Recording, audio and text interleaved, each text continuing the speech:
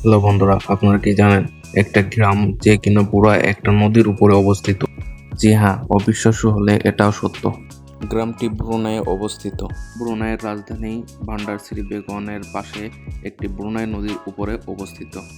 গ্রামটি নদীর বুকে কাঠের খুঁটির উপরে দাঁড়িয়ে আছে।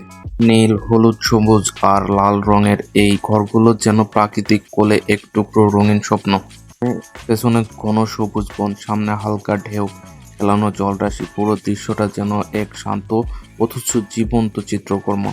গ্রামের মাঝখানে একটি সোনালী গম্বুজওয়ালা মসজিদ, যেটি কিনা গ্রামের সৌন্দর্যকে আরও হাজার গুণ বাড়িয়ে তোলে। পানির উপর দাঁড়িয়ে থাকা এই গ্রাম শুধু বসবাসের স্থান নয়, বরং এটি মানুষের সৃষ্টিশীলতা, ঐতিহ্য আর প্রাকৃতির সহবাসস্থানের এক অনন্য নিদর্শন। ভিডিওটি ভালো লাগলে সাবস্ক্রাইব করতে ভুলবেন না।